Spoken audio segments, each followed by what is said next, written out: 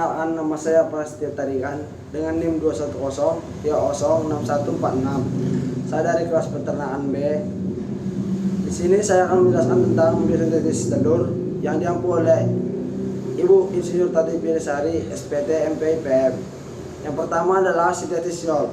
Komponen atau bahan-bahan penyusun YOL ialah air, protein, pigmen, mineral, dan lipid.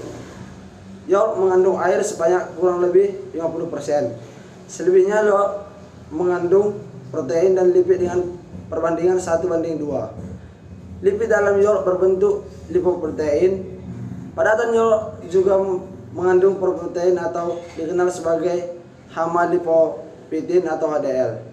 YOL mengandung karbohidrat berupa polisakarida dalam bentuk mannose glukosamin. Hormon yang berperan dalam sintesis YOL ialah gonadotropin dan steroid. Baiklah, selanjutnya adalah proses sintesis YOL.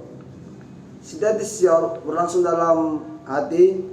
Sintesis YOL dimulai ketika pituitari kelenjar kecil di bawah otak unggas melepas hormon gonadotropin atau steroid. Lalu bagian hormon tersebut yakni estrogen akan bergerak ke hati dan akan memulai sintesis YOL.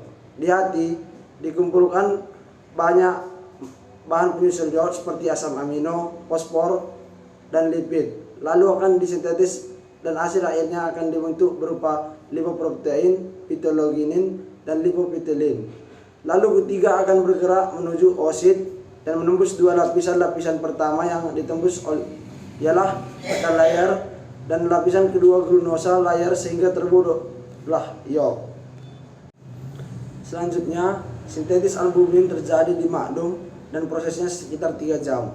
Protein adalah albumin terdiri dari ovalbumin 54%, konalbumin 13%, ovamucin 11%, ovaglobulin 8%, lisosin 3,5%, alfa dan beta ovamucin 1-5,3%. Di albumin juga terdapat beberapa protein dengan level yang sangat kecil, seperti ovilin 0,05%, flavoprotein 0,8%, ovomaglobin 0,5%, inhibitors 0,3%, ovogliprotein 1%, dan papain inhibitor 0,1%. Adapun hormon yang berperan dalam sintesis albumin ialah hormon steroid dan estrogen. Baiklah, selanjutnya adalah proses sintetis albumin. Albumin akan disekresikan dan dikontrol oleh hormon setelah estrogen larut dan lemak.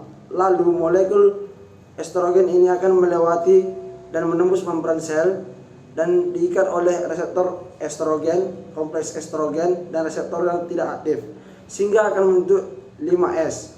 Kemudian 5S masuk ke dalam nukleus dan inti sel akan berinteraksi dengan kromosom yang menyebabkan terlalu dan membentuk mRNA.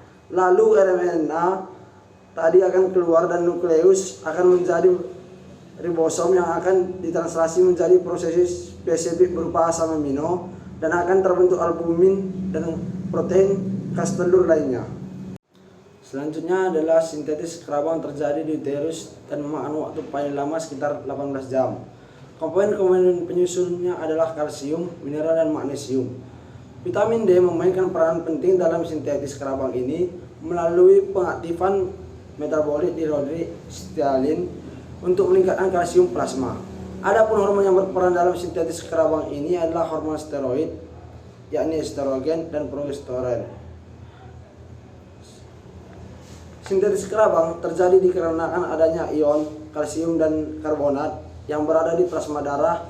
Ion karbonat ini berasal dari hasil metabolik mukosa sel kelenjar kerabang yaitu CO2 dan H2O dengan bantuan enzim karbonhidrase yang menghasilkan asam karbonat.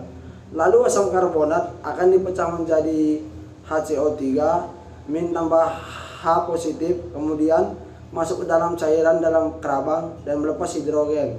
Lalu kalsium dan plasma darah akan masuk ke dalam cairan dalam kelenjar kerabang, kemudian bergabung dan menyatu dengan CO3 min, akan menghasilkan kerabang telur atau kalsium karbonat.